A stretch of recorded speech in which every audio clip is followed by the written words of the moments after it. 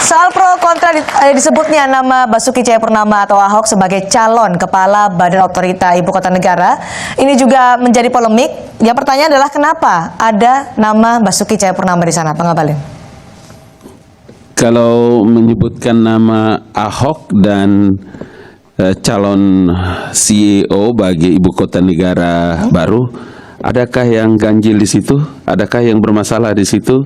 Atau adakah yang bertentangan dengan culture budaya Indonesia? Ketika orang menyebutkan nama Ahok, kenapa kita rasa gatal badan, gemas-gemas, demam gitu loh. Menyebutkan nama Ahok salah satu di antara 4 orang yang disebutkan oleh Bapak Presiden, karena dia paling tidak punya 5 kriteria penting. Pertama, coba perhatikan, anak muda, cepat ambil satu keputusan, memiliki kemampuan manajerial yang oke, punya resources yang bagus, dia punya kemampuan leadership, ada budaya yang bisa dipakai untuk bisa memimpin sebuah ibu kota negara baru seperti itu. Kalau nanti ditunjuk oleh Bapak Presiden, ya saya lagi-lagi mengucapkan ahlan wa sahlan, tala al-badrun alaina. Kalau soal anak emas, sudah anak emasnya Jokowi, betul tidak? Bagaimana? Ahok adalah anak emas Presiden Jokowi. Kalau orang nyinyir ya apa aja ada, boleh bisa dipakai istilah. Tidak ada anak emas, tidak ada perak, tidak ada anak berlian. Yang ada itu adalah anak putra terbaik Indonesia yang memiliki kemampuan. Baik. Itu aja sebetulnya. Pak Ujang, alasannya adalah kemampuan Ahok. Saya punya pandangan yang berbeda, Bang Abalin. Ya. Pertama, Ahok itu secara hukum pernah dipidana, diakui atau tidak, walaupun memang pidananya penistaan agama. Itu menjadi catatan penting bagi bangsa ini. Yang kedua, Pak Ahok juga setengah-setengah ini, waktu di DPR setengah nggak tuntas ya kan, lalu jadi wakil gubernur lalu setengah juga lalu jadi gubernur. Gubernur juga setengah juga kan selesai gitu kan. Nah ini juga di mana kita mengukur sebagai kualitas Ahok gitu kan, sebagai seorang pemimpin kepala daerah. Ini menjadi catatan penting. Yang ketiga, saya melihat begini. Kita tidak pernah nyinyir dengan Pak Ahok dengan siapapun ketika dia mampu. Tapi kalau kita melihat track recordnya gitu kan, lihat pertimbangan secara profesional, kemampuan, itu masih banyak yang lain begitu. Masih banyak lain, artinya pas kalau tadi disebutkan Ahok teruji ketika memimpin Jakarta. Pak Ujang nggak setuju? Ya saya ada catatan kritis yang saya miliki. Waktu itu saya jujur ya pernah bertemu dengan Prof. Edi almarhum tentang audit BPK. Ada terindikasi di situ terkait dengan catatan-catatan latar belakang Pak Ahok, saya tidak sebutkan begitu. Jadi banyak catatan-catatan yang kita miliki, yang kita intinya nggak kompeten gitu.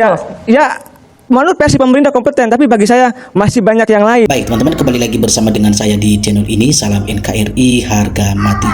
Nah teman-teman, dalam sebuah cuplikan video yang barusan kita saksikan tadi, kita melihat bahwa di kesempatan ini ya dibahas ya tentang Ahok ya pernah ditunjuk sebagai calon kepala otorita. Nah, di mana di media sosial yang sempat dulu beri berita ini viral ya bahwa Ahok ini akan menjadi seorang pemimpin IKN. Nah, dalam hal ini teman-teman disebut bahwa Ahok sempat ditunjuk ya jadi calon kepala otorita IKN. Nah, kita lihat teman-teman ya sesuai dengan berita yang sudah beredar di beberapa media sosial mengatakan bahwa mantan komisaris ya utama Pertamina yang juga sebagai kader PDI ya Perjuangan, yaitu Basuki Cahayapurnama atau disebut Ahok ya didampingi oleh moderator ya Gresolo Yosua ya pada saat itu dan berbicara di dalam diskusi ya bertajuk. Nah teman-teman, kita melihat bahwa Ahok ini ya atau biasa disebut ya Basuki Cahayapurnama ya menyebut sempat ya dirinya ditunjuk sebagai calon kepala otorita ya atau ibu kota Nusantara atau OIKN ya oleh Presiden Republik Indonesia Joko Widodo ya pada saat itu. Dirinya mengaku bahwa pada saat itu ya IKN mau dibentuk oleh Pak Jokowi ya sudah dipanggil ya Ahok salah satu calon kepala otorita IKN pada saat itu. Kata Ahok saat ditemui di dalam acara Ahok Ispek ya di kawasan Jakarta Selatan ya. Nah, pada saat itu ya Ahok menyarankan kepada Pak Jokowi ya untuk membentuk undang-undang IKN sebagai langkah ya pertama ya sebagai langkah pertama agar investor tertarik ya masuk. Nah, lalu Ahok teman-teman ya juga menyebut ya historis yang seharusnya ya yang seharusnya IKN ini berada di Kalimantan Tengah lantaran tidak usah ya melalui pembebasan lahan. Nah, tiba-tiba keluar ya semua putusan IKN di Kalimantan Timur pakai aja ya Balikpapan dan sekitarnya karena aset Pertamina itu ribuan hektar maksudnya. Nah, kendati demikian ya Ahok juga kembali menegaskan bahwa pihaknya menyetujui bahwa IKN itu hanya saja ya pemerintah harus memikirkan ya terkait dengan pembebasan lahan yang dikhawatirkan mandek. Kalau bagi Ahok pada saat itu ya oke-oke saja ya, tetapi ya tidak usah ya ganti lahan karena bisa pakai di Kalimantan Tengah atau di Balikpapan ya, itu punya Pertamina. Nah, lalu selain itu juga ya Ahok mengaku ya juga tertarik ya menjadi gubernur ya Jenderal Biaya dan Cukai dengan sejumlah ya strategi yang telah disiapkan. Jadi Ahok juga menjamin ya bahwa penyeludupan stok yang membuat PHK begitu banyak. Nah, semua penjualan akan macet, pajak semua akan turun hingga negara bisa bangkrut jelasnya. Jadi Ahok mengatakan ya jika menjadi Dirjen Bea dan Cukai, kata Ahok, ya tidak ada upah ya minimum provinsi atau UMP, namun semua itu sudah terlewat mengingat syarat atau usia yang sudah terbatas. Jadi mengatakan bahwa Ahok juga tidak bisa jadi Dirjen Bea Cukai lagi karena umurnya sudah lewat. Itu cerita di 4 tahun yang lalu teman-teman ya.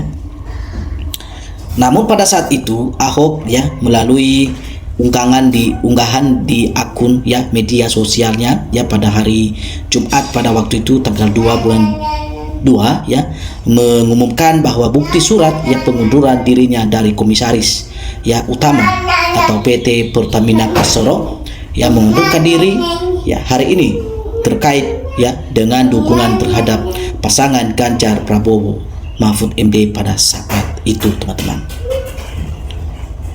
Nah, artinya teman-teman ya kita bisa menilai bahwa Ahok ini adalah salah satu orang yang cerdas dan juga ya dibutuhkan oleh negara sebenarnya karena dia adalah salah satu ya sosok pemimpin atau figur yang patut diteladani ya oleh orang-orang lain.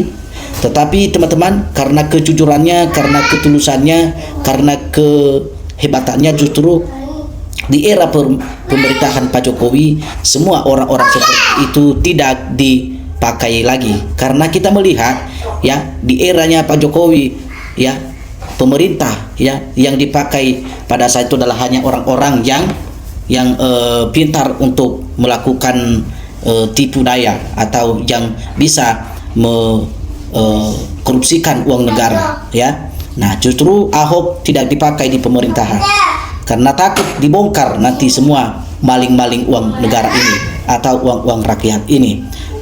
Nah, teman-teman, kita berharap ke depan bahwa agar Ahok ini bisa kembali lagi ya berada di posisi yang baik ya tentu di dalam kepemerintahan.